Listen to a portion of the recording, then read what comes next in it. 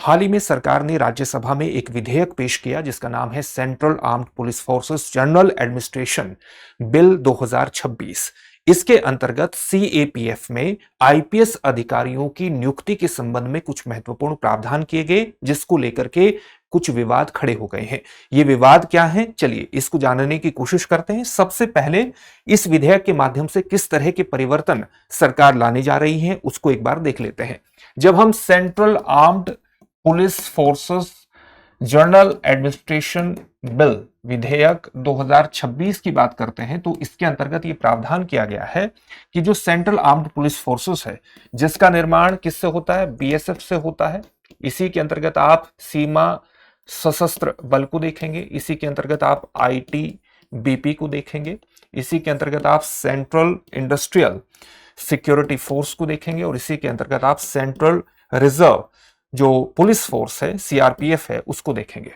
और बीएसएफ की नियुक्ति कहां पर होती है? बीएसएफ की नियुक्ति वस्तुतः भारत बांग्लादेश और भारत पाकिस्तान सीमा पर होती है। सीमा सशस्त्र बल की नियुक्ति कहां पर होती है? नेपाल बॉर्डर और भूटान बल बॉर्डर पर होती है। आईटीबीपी की नियुक्ति कहां पर होती है? चीन बॉर्डर से सुरक्षा प्रदान करती है, चीन के साथ जो सीमा लगती है वहां पर इसकी नियुक्ति होती है। सीआईपीएफ का यानी सेंट्रल इंडस्ट्रियल सिक्योरिटी फोर्स का क्या काम है? सीआईएसएफ का उसका काम है जो भारत में एयरपोर्ट्स हैं, जो महत्वपूर्ण औद्योगिक प्रतिष्ठान है, उसको ये सुरक्षा प्रदान करता है। और सीआरपीएफ क्या है? यानी सेंट्रल रिजर्व पुलिस फोर्स क्या काम करती है? भारत में आंतरिक सुरक्षा को मेंटेन रखने के लिए, भारत की आंतरिक सुरक्षा को मजबूत करने के लिए, लॉ एंड ऑर्डर को बनाए रखने के लिए, और इसकी विशिष्ट भूमिका रही है भारत में वामपंथी उग्रवाद को खत्म करने के अंतर्गत। आप देख सकते हैं तो ये सारी सीएपीएफ यानी सेंट्रल आर्म्ड पुलिस फोर्सेस के अंतर्गत आते हैं। इस बिल के माध्यम से सरकार ने क्या किया है? सरकार ने यह कहा है कि जो इंस्पेक्टर जनरल सीएपीएफ में इंस्पेक्टर जनरल की नियुक्ति होती है उसमें से इंस्पेक्टर जनरल लेवल पर जो नियुक्ति का 50% है वो आईपीएस इंडियन पुलिस सर्विस से होगा। दूसरा प्रावधान क्या हुआ है कि जो एडिशनल डायरेक्टर जनरल की पोस्ट है उस पर कम से कम 67% जो नियुक्ति है वो आईपीएस की होगी, इंडियन पुलिस सर्विस की होगी, ये जो अधिकारी हैं उनकी होगी। स्पेशल डायरेक्टर जनरल के जो पद हैं उस पर 100% जो नियुक्ति होगी वो इंडियन पुलिस सर्विस की होगी, और जो डायरेक्टर जनरल के पद है उस पर भी 100% जो नियुक्ति होगी वो किसकी होगी? आईपीएस अधिकारी की होगी। इसी को लेकर के ये विवाद खड़ा हुआ है। अगर आप वर्तमान में देखें कि जो सीएपीएफ है उसमें लगभग आप देखेंगे कि 10 लाख पर्सनल काम करते हैं, कर्मचारी उसके अंतर्गत काम करते हैं, जिसमें से 13,000 ग्रुप ए सर्विस के अधिकारी हैं, ग्रुप ए सर्विस के अधिकारी हैं। जब हम आईपीएस की बात करते हैं तो जो लेटेस्ट डाटा हमारे पास है उसके अनुसार देश में लगभग 4,594 आईपीएस अधिकारी हैं। जो सीएपीएफ है उसमें आईपीएस के कितने पद स्वीकृत हैं? 213 पद स्वीकृत हैं, जिसमें से फिलहाल जो 35 पद हैं ये खाली पड़े हैं। अब सरकार इसको विधेयक को क्यों लेकर के आई है ये जानना आपके लिए बहुत इंपॉर्टेंट है, और इस पर विवाद क्या है ये भी हम जानेंगे। लेकिन उससे पहले इस बात को ध्यान में रखिएगा कि आपकी जीएस की तैयारी को पूरी तरह से कराने के लिए हाल ही में दृष्टि संस्थान ने एक कोर्स लॉन्च किया है, GS studio foundation live online course. ये मात्र 34,999 में आपकी जीएस की तैयारी को मात्र 14 महीने में ही पूरा करा देगा। और इसकी सबसे खास बातों में क्या शामिल है कि इसको करने के बाद जब आप दृष्टि संस्थान की किसी भी शाखा में जाएंगे और जीएस फाउंडेशन ऑफलाइन बैच में एडमिशन लेंगे तो ये सारी फीस वहां पर एडजस्ट होगी, यानी एक तरह से ये कोर्स आपको फ्री में ही पड़ जाएगा। इसके संबंध में जो बैच है वो आपको हिंदी, इंग्लिश और इंग्लिश तीनों में ही मिलेंगे। हिंदी माध्यम का बैच 27 अप्रैल को, इंग्लिश का बैच 28 अप्रैल को और इंग्लिश का बैच 29 अप्रैल को प्रारंभ होगा। इंग्लिश के बैच में हिंदी और इंग्लिश दोनों में चीजें समझाई जाएंगी, नोट्स उपलब्ध होंगे इंग्लिश में। आप किसी भी बैच में एडमिशन ले सकते हैं, डिस्क्रिप्शन में दिए गए लिंक पर जाइए और अपने एडमिशन को सुनिश्चित कीजिए, या दृष्टि लर्निंग ऐप के माध्यम से भी आपका एडमिशन हो जाएगा। इस फीस पर आपको मैक्सिमम डिस्काउंट मिलेगा अगर आप मनीष कोड का इस्तेमाल करते हैं, तो मनीष कोड का इस्तेमाल करिएगा, यहां पर मैक्सिमम डिस्काउंट मिलेगा और इस फीस को आप ईएमआई पर भी भर सकते हैं। इसके अलावा आपको किसी भी प्रकार का डाउट हो तो 8750187501 पर कॉल कर लीजिएगा। अब देखते हैं कि किस प्रकार के सवाल खड़े किए गए हैं, या आप सबको सबसे पहले ये जानना चाहिए कि सरकार इस विधेयक को लेकर के क्यों आई है। वस्तुतः सुप्रीम कोर्ट के 2 न्यायाधीशों की पीठ ने मई 2025 में एक निर्णय लिया था। उस न्यायाधीश की पीठ में कौन कौन शामिल थे? जस्टिस एएसओ का और उज्जवल भुयन की वो पीठ थी। उन्होंने निर्णय क्या दिया था? उन्होंने ये कहा था कि जो सेंट्रल आर्म्ड पुलिस फोर्सेस हैं, इसमें धीरे धीरे जो आईपीएस नियुक्तियां हैं उसको कम किया जाना चाहिए, और उसके लिए एक टाइम फ्रेम उन्होंने 2 साल का भी तय किया था। धीरे धीरे नियुक्तियां कम करनी है।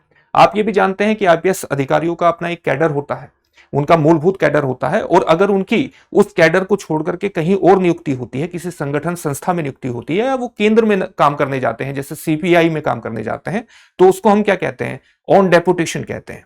तो यहां पर भी सीएपीएफ में जो नियुक्तियां होती हैं वो वस्तुतः ऑन डेपुटेशन ही की जाती है।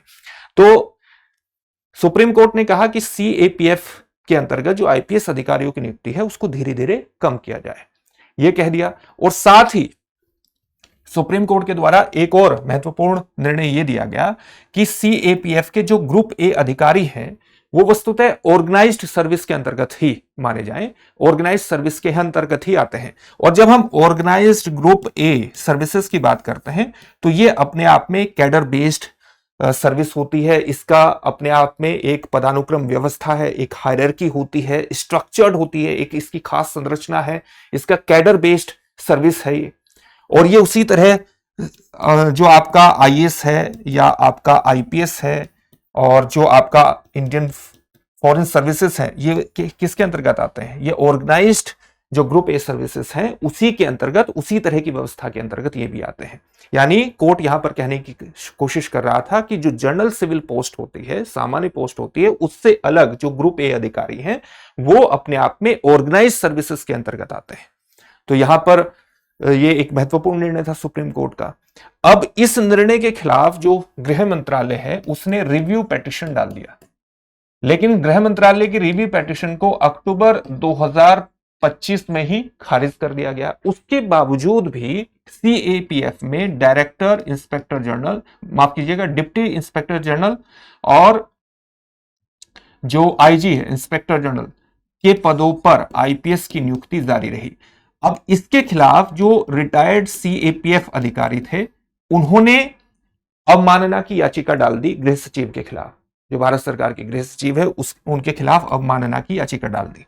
तो कोर्ट ने हाल ही में 9 मार्च 2026 को कोर्ट में क्या बताया? गृह मंत्रालय ने कहा कि इस पर काम चल रहा है और हम एक नया कानून लेकर के आने वाले हैं।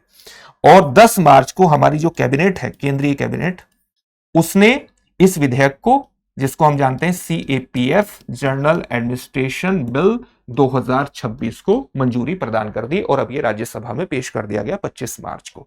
इसको लेकर के विवाद सबसे बड़ा क्या है?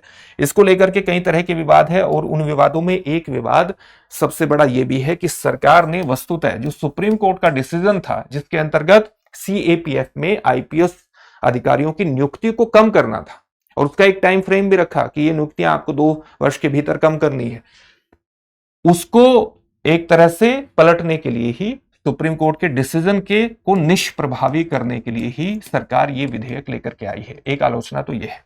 दूसरा, जो रिटायर्ड सीएपीएफ अधिकारी हैं उनका ये भी कहना है कि असिस्टेंट कमांडेंट, जो आप देखेंगे कि सीएपीएफ के अंतर्गत आप असिस्टेंट कमांडेंट की भर्ती करते हैं, उनको 16 साल बाद भी कई बार प्रमोशन नहीं मिल पाता है, लेकिन इसी अवधि के दौरान 3 से 4 प्रमोशन आईपीएस अधिकारियों को मिल जाते हैं। उनकी एक शिकायत ये भी है, एक शिकायत उनकी ये भी है कि विधेयक के अंतर्गत जो स्पेशल डायरेक्टर जनरल है उनकी पोस्ट 100% किसके लिए रखी गई है? आईपीएस अधिकारी के लिए रखी गई है, जबकि स्पेशल डायरेक्टर जनरल पर जो ग्रुप ए सर्विस के अधिकारी हैं वहां उनका जाना बिल्कुल एक तरह से, अगर आप 100% आईपीएस अधिकारियों की नियुक्ति यहां पर करेंगे तो जो सीएपीएफ के ग्रुप ए अधिकारी हैं उनका जाना यहां पर क्या हो जाएगा?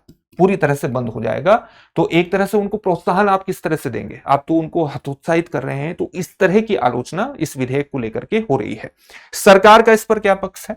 सरकार का इस पर सीधे तौर पर यह कहना है कि जो सेंट्रल आर्म्ड पुलिस फोर्सेस हैं ये हमारे देश की राष्ट्रीय सुरक्षा को सुनिश्चित करने में विशिष्ट भूमिका का निर्वहन करती हैं और राष्ट्रीय सुरक्षा को निर्धारित करने के अंतर्गत इनको अलग अलग स्टेट की जो अथॉरिटी है उससे कोऑर्डिनेट करना पड़ता है। और जब ये कोऑर्डिनेशन अगर आईपीएस के माध्यम से करेंगे तो ये कोऑर्डिनेशन क्या होगा, और ज्यादा बेहतर कोऑर्डिनेशन होगा, और ज्यादा बेहतर समन्वय होगा, जो कि सेंटर और स्टेट के रिलेशंस को भी और ज्यादा बेहतर बनाएगा, उनके कोऑर्डिनेशंस को भी बेहतर कर देगा। ये केंद्र सरकार का इस पर तर्क है।